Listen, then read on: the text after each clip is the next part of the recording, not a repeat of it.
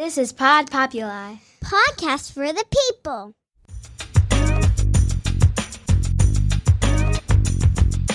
The Great Love Debate. It's the Great Love Debate. The Great Love Debate. It's the Great Love Debate. Hi again, everyone. It's Brian Howie. Welcome to The Great Love Debate, the world's #1 dating and relationship podcast. Since 2015, we are back here in the very fine studios of Pod Populi, Podcasts for the People, in Scottsdale, Arizona. I sometimes call this studio my bastard child because I don't give it nearly as much love, even though I do love Scottsdale. I'm just not here that much. I did it in... a couple weeks ago, I was in Boca, then I was in Hudson, Ohio, and I get around to them, but I haven't been in Scottsdale, but I love Scottsdale. Anyway, one of the things that we say around here that raises people's eyebrows and their hackles, gets their ire up, is that it's never that you haven't been the right person. No, I fucked that up. It's never that you haven't met the right person. We don't edit here at the Great Love Debate. It's never that you haven't met the right person. It's always that you haven't been the right person. And there are a lot of steps to that. There's a lot of introspection that's required. There's a lot of what went wrong, what went right, where have I come from, what do I want? A lot of questions that you have to ask yourself, and there's a lot of work that needs to be done. And we had a really smart guy on this podcast years ago, like 6 years ago, named Dr. Gary Salyer. And he made the comment that one of the key things that people have to do in life, if they're holding anger towards other people, towards themselves, towards an incident, towards a relationship, is they need to dismiss the charges. And what he meant by that is that every day, every moment, every relationship that you are carrying around some, at best, angst, and at worst, fear or anger against something or someone, you're essentially standing outside their cell door, and that person has control, or that circumstance has control over your life. And he called that dismissing the charges. And I thought that was a really, really smart way to look at it, because a lot of us carry stuff around for years and years and years. And the very last place we look for answers or look for wisdom or look for solutions is ourselves. So I wanted to talk about a lot of that stuff today, more specifically about the concept of forgiveness, and more specifically than that, the concept of forgiving yourself. So I brought an expert on the topic, and I'm not sure she's an expert on forgiving herself. She's a work in progress, as we all are. Word. But she has devoted a lot of time and energy and thought to this, to the point where she hosts a podcast devoted to this very topic. It's called Just Go F Yourself, and the F does not stand for what you think it is. It stands for forgiveness. And she's here today. Lisa Moeller, how are you? Hello. Thanks for having me. How did you decide that we're going to work forwards and then backwards for a second? Well, we do have other colorful F words on the show, by the way. She says fuck a lot. But what was it about? You know what? I'm really fascinated to this point where I think I'm going to do a podcast about self-forgiveness. We hear self-love a lot. That's a very flashy thing. Yeah. People, it's real buzzy over the last couple of years, along with manifest and a whole bunch of other woo-woo words. But self-forgiveness, you don't hear as much about that, and you probably should. Mm-hmm. Absolutely. Well, it all starts with forgiving ourselves, depending on what we've gone through in life, depending on, how we were raised, what the programs were. I grew up with an alcoholic Marine dad. Mm-hmm. So it was kind of strict in our household, right? And it was kind of dysfunctional. My mom was a doormat, codependent, and he was a raging alcoholic. And you never knew what you were going to get when you walked through the door. And I had to learn at a very early age to, have my back and know what was going to go down. So it taught me good things and it taught me bad things. But it also, the trauma that I went through taught me how to dig deep inside myself through a lot of therapy and a lot of work on myself, and how to dig down and really forgive. Yeah. And just about all of our issues, quirks, and trauma does come from childhood and comes from childhood stuff. I was having a discussion with somebody the other day, and she was talking about how her kids are, for lack of a better word, traumatized by the divorce. And I'm like, I don't think it's that big a deal. I'm like, good. They got divorced. My parents have been married for 55 years. I don't think they like each other. So I'm like, divorce would be awesome. 2 parents, 2 trips. And she's like, you don't understand the guilt and the blame and the shame that kids feel that their family unit broke apart. And she's right on this. I was being kind of flippant about it, but just about everything that happens to us, as far back as we can remember, and even further to when we can't remember, we carry around with us, and we don't learn to let it go because we're not even aware that we can let it go. No, we put it in our bullshit backpack, is what I like to call it. The shame, the guilt, the fear, the anger. Bullshit backpack. Is that $19.99 at Target? How much is for one of those? It's merch, baby. It's merch. I got it coming. Don't worry about it. I TM that shit. It's all the crap we throw in the backpack and want to carry around the rest of our lives, and it doesn't even belong to us. And it gets really, really, really fucking heavy to keep just lugging it around day to day to day, and put it down. Just put it down. So how do you, I got a million questions on this. How do you, you can't just wave the wand and make everything go away. And it's not old school, Catholic confessional that you go and it's like, say the words. Although I'm a good Catholic girl, 12 years of Catholic school. Me too. 9 Hail Marys and then it's all good. Yeah. Isn't that how it works? Something like that. There was always a weird ratio. If you do this, and it was always like a weird chart, like this equals our fathers. Very strange. I know. Very strange religion. Yep. Do you first have to identify what am I so? It's not anger.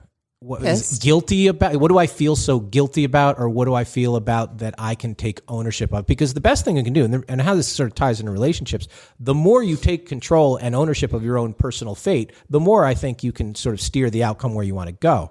Mm-hmm. At what point do you sit down and do the inventory? Because are you constantly forgiving yourself? Is it, let me just save up everything till I'm about 42 and then wipe it clean? When I really effed up enough in my life and I have to look at myself and not everybody else around me. Mine started, like a regular divorce. Like I'll watch Intervention and these people are shooting needles in their arms over, their parents got divorced. That's sissy bullshit. I'm sorry. Like my dad married my mom's sister. Okay. Wait, my dad married my aunt. Married your aunt. Yeah. So for 30 years, my your parents. Mom okay with that? Fuck no. Okay. They almost put her in the loony bin. God. So for 30 years they were married, and Catholic family. Were at mass every Sunday, 10:30. Catholic school. Looked like the Beaver Cleaver family from the outside. I'm really old. I don't know if your listeners will even know what that means. No. Leave it to Beaver. Leave kids. it to Beaver. From like the 50s. And shit was really going south in our home, and nothing was as it seemed on the outside, which had to look perfect. And after 30 years of marriage, my dad, had been having an affair with my mom's sister for about 3 years. She found out about it, and obviously it split up 2 families. So I have an aunt, mom, and cousin brothers. It's Jerry Springer on steroids. Right. So your cousins. How many cousins did you have with that? 2. Were they aware? Is there a conversation? Everyone was aware when it went down. Was anybody aware, but looking back, like, oh shit, that's why they went on that looking trip. looking back, there were certain things where she'd come visit. She lived in California and we were in Arizona, and she'd come visit, and they would want to take walks together. Did they announce it or they got busted? Busted. Totally busted. And it's shocking. So then do you call your cousin and you're like, I never what even, the fuck? Have you guys talked about it? I wasn't super close with them because they were older boys, and I have 2 older brothers. So my brothers were actually closer to them. I'm the only girl and the youngest child. Right. So when it went down, I was 17 and my brothers were in college. So I was still at home, and my mom, it was back in the day where there were still travel agents, and my dad was traveling a lot for work. And my mom called the travel agent for something. She needed to get a hold of my dad for something. Right. And because, there were no cell phones. I'm really dating myself. You're not that old. So the travel agent, spilled the dirt. What did the travel agent say?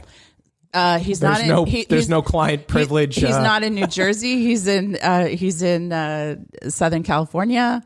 And that's where she lived. And wait, so the travel agent knew all the details? Yeah, well, knew where he was. Yeah, but didn't know hey, he's with your sister. No. So then my mom called the my aunt, and then my dad was there. Was your aunt married? Yeah. Oh, she was married too. Oh yeah. Well, how's your dad there? So where was your uncle? I don't know. I don't know those details. All I know is the day, I'll never forget. It was in August in the summertime, and my mom woke me up and she's like, I'm leaving today. I'm leaving your father today. So you can come if you want to, or stay if you want to, whatever you want to do. How long had it been going on? About 3 years. And they just confessed and be like, we love each other? Yeah. My aunt said to my mom, well, you don't want him. So, and I do. So that's what's going to happen. And that's what's up. And then my dad, I guess, got on the phone, and then my mom told me, and I went and threw up in the bathroom. But they did stay together. Your father and your aunt. They did. He married her. Are they still together? No, still my dad alive? passed away 10 years ago. But were they still? Yeah. Oh yeah. Yeah. Part of me always thinks like, well, it did work out. Like part of me is like, well, is it better if it wasn't just an affair and then you broke up? Like they had something. No, because, I guess. I mean, it's weird. I mean, I grant that it's weird, but something I would have to be like, well, maybe they did love each other. I don't know. I don't know the it's answer. sort of like I give a pass to Mary Kay Letourneau and the teacher and the kid. Yeah. Remember that? Yeah. Like they stayed together. They got together. She died, but they were together like 20 years after she got out of jail. I know. Part of me is like, well, maybe we were wrong on that. They did stay together.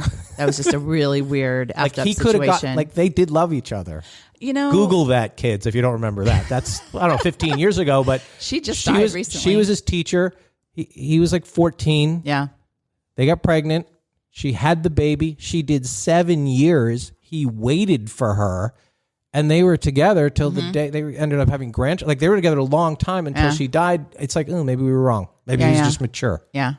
But they weren't relatives.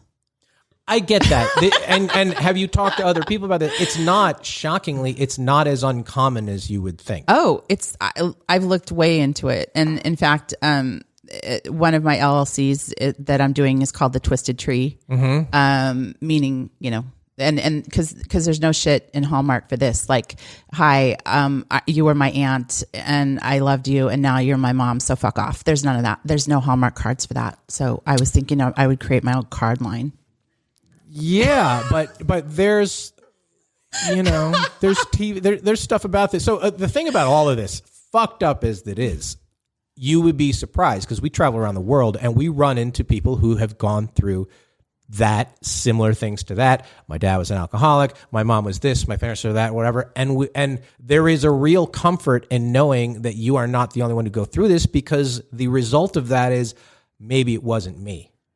And everybody always blames themselves. Like, did I cause my dad to go end up with my aunt? Did I cause this? Did I do that? And guilt. We take this guilt and we take almost responsibility that we don't deserve on any level, that it's like, well, what did I do to cause all that? Like, people are how they are before you're born, or how they came into their lives. And people have a lot of shit. You said your dad was a Marine. You said you drank. Like, there's a lot of stuff going on outside of your sphere. My dad's father committed suicide when my dad was 14. So I always gave my dad a lot of grace because, I mean, he found him and, and then he was, one of the older boys. And then my grandma was a single mom with, 4 kids. And so I gave my dad a lot of grace for that. I really did. Right. And we tend to do that too. At some point, we got to draw the line and be like, okay, you don't get a lifetime pass to do whatever you want or act however you want. That's true. At what point do you start to understand the concept of self-forgiveness? Like, did somebody explain that to you? It was eating me up inside. When it was eating me up inside. In my 20s, I started therapy in my early 20s because I was 18 when this went down, and I was on my own. And I was literally on my own. I was putting my card in the ATM. I was eating it because I didn't have $20 to spit out. And I was, couch surfing with my friends, working a few jobs, just trying to make ends meet. And, thank God. And, when I hear people say, oh, I can't afford therapy, or it's not available, or whatever, it's bullshit. I know. Bullshit. People spend money on alcohol. Exactly. That costs more than therapy. There's sliding scales. There's churches that will do it for free. There's counseling. I went to the CASA. I used my good old, Catholic card. And even now, there's online possibilities that didn't exist. Exactly. Yeah. It's all over the place. I agree. People who find an excuse not to do therapy usually don't want to do therapy, Right. or they're not ready to do it. Right. Exactly. So I just, I kept, a lot of shit just kept happening and happening and happening.